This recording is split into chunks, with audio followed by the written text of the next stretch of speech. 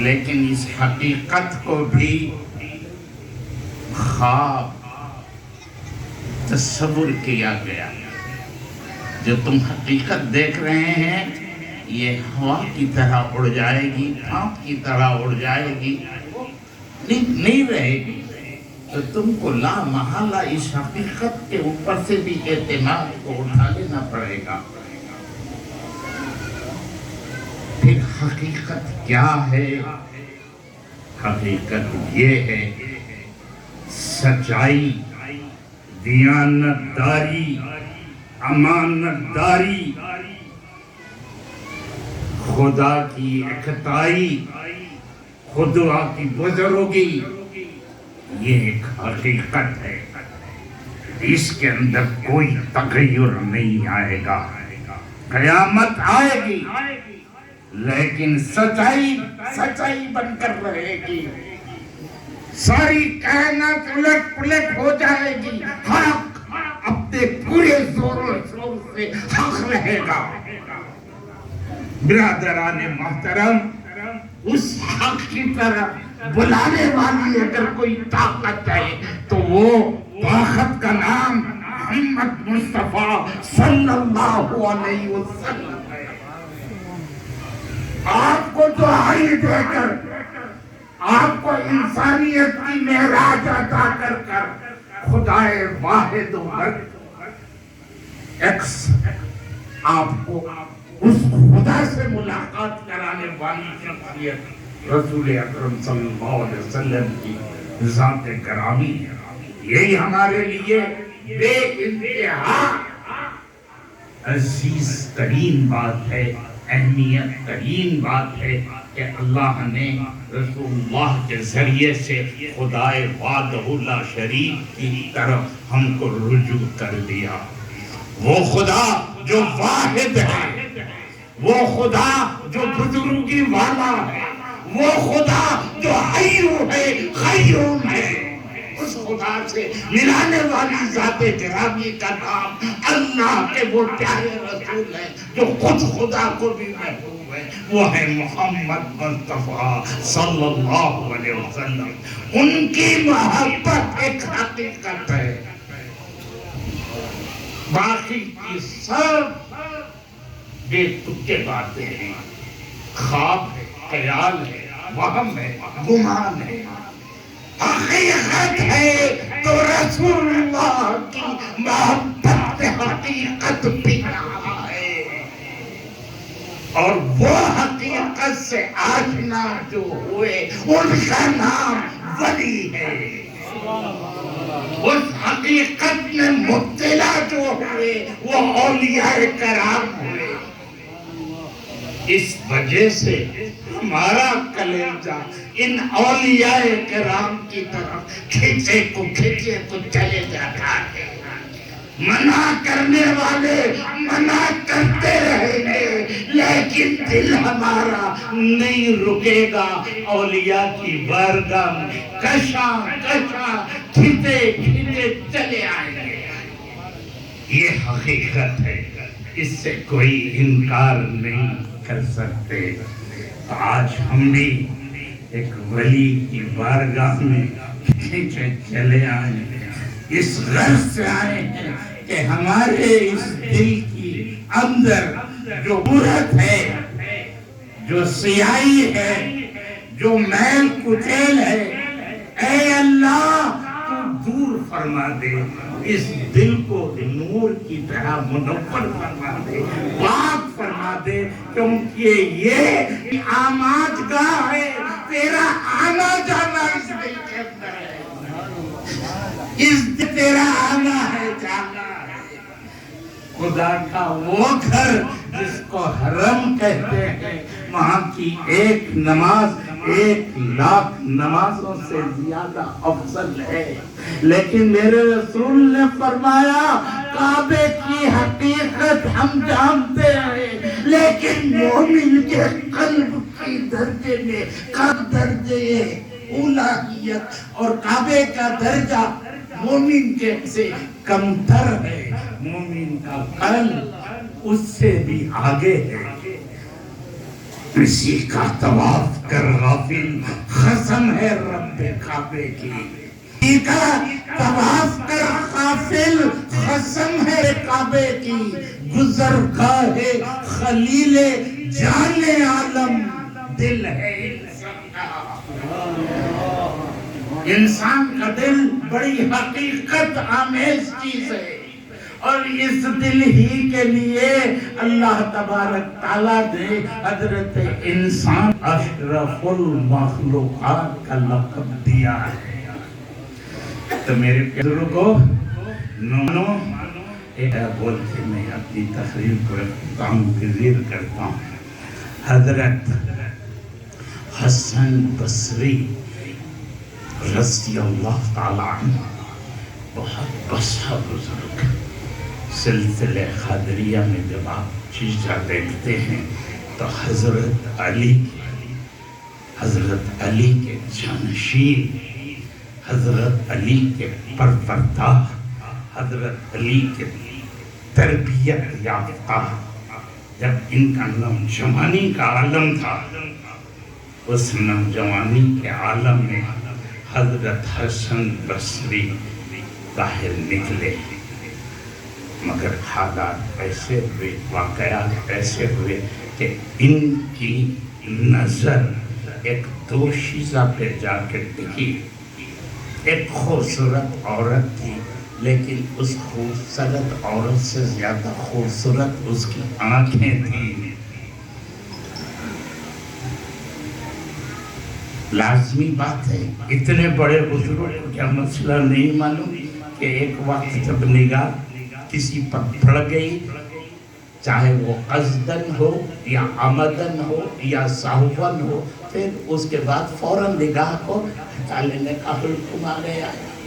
لیکن یہ ہیں کہ ہٹانے کا نام نہیں لے رہے ہیں، نظریں جمی ہوئی ہیں، نگاہیں لگی ہوئی ہیں، عین سے عین ٹکرا گئی ہے، آنکھوں میں آنکھیں ملی ہوئی ہیں۔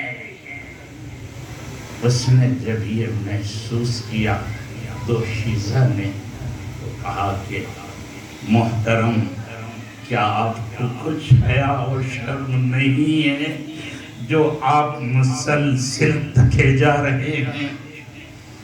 آپ نے برجستہ فرمایا، بے شک شرم ہے، حیا ہے، لیکن میں انتظار کر رہا تھا، گفتگو کروں تو کیسے کروں؟ آپ چونکہ گفتگو کا آغاز کر چکے ہیں، لہذا میں یہ عرض کروں گا کہ میں آپ سے شادی کرنا چاہتا ہوں۔ کیوں؟ اس لیے آپ کی آنکھوں نے مجھ پر ایسا جادو کیا، آنکھوں کے نیل میں غوطہ زن ہو گیا۔ اب مجھے اس کے سوا کوئی چارہ کار نہیں۔ اس دوشیزہ نے چند سیکنڈ تحمل کیا اور کہا کہ ٹھیک ہے، میں تھوڑی دیر میں اندر جاؤں گی اور آپ کے اس سوال کا جواب میری کنیز کے ذریعے سے بھیجا دوں گی۔ اندر گئی، ایک تورے پوش کشتی، اس پر تورے پوش ٹھپا ہوا، اپنی کنیز کے ذریعے سے حضرت حسن بصری کے پاس بھیج دیا۔ حضرت حسن بصری نے کہا، دیر سے میں منتظر تھا کہ کیا جواب آئے گا۔ خوش ہوئے کہ جواب آ گیا ہے، اور اس اہتمام سے آیا ہے کہ میری آرزو پوری ہو گئی ہوگی۔ تو پوش اڑا ہوا ہے، اہتمام کے ساتھ آیا ہے، تو ہاں کے سوا کچھ اور نہیں ہوگا۔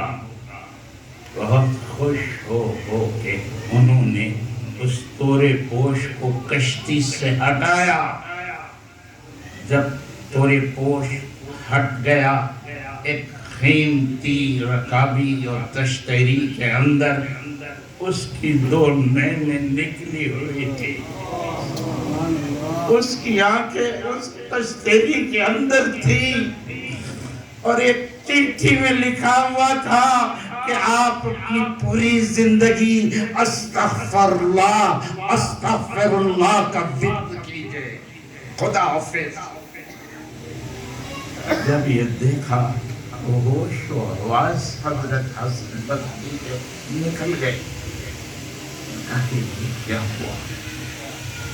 कुछ उनकी समझ में नहीं आया, कुछ समझ में नहीं आया। न रोने बन पड़ी, न हंसने बन पड़ी, न हरकत करने बन पड़ी। सकता तारी हो गया। हैरत कदे में सजदर बन गए।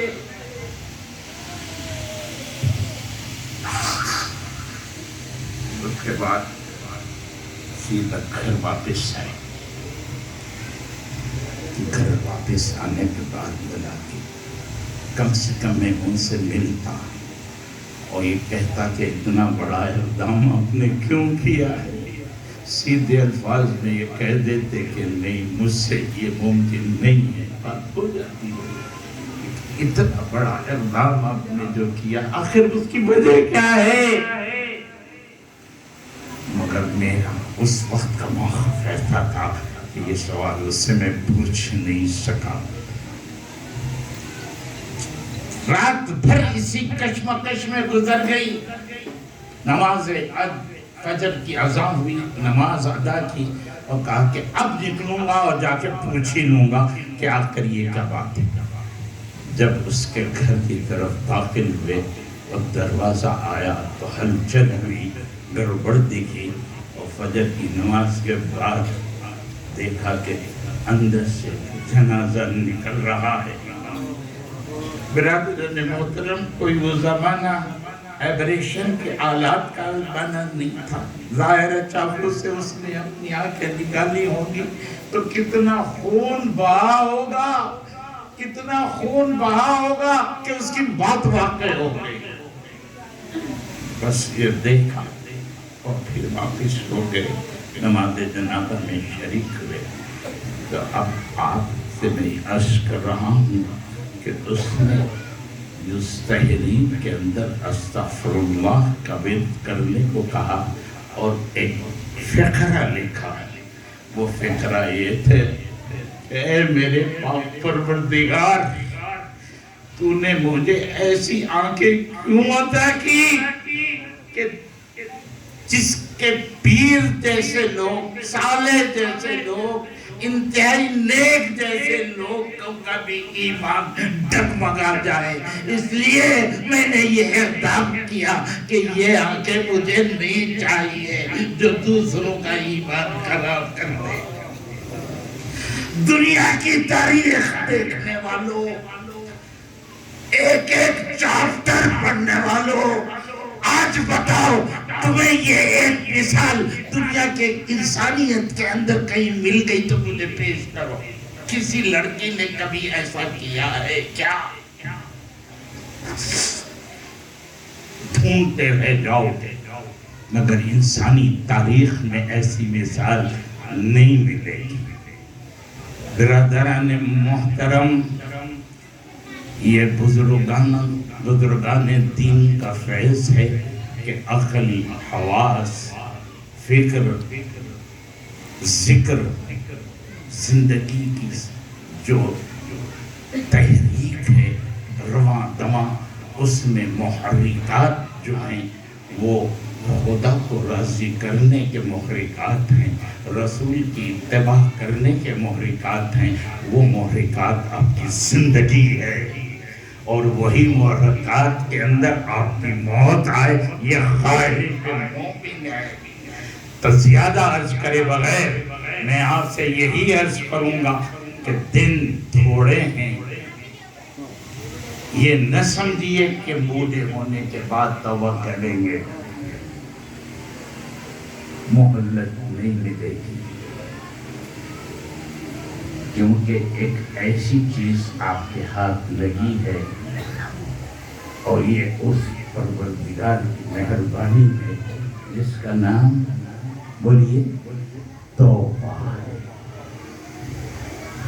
ये चीज अगर परवरदिगार बनी नौए इंसान को न देता होता تو جنت ویران ہو جاتی، کوئی جنت میں جانے والا نہ ہوتا۔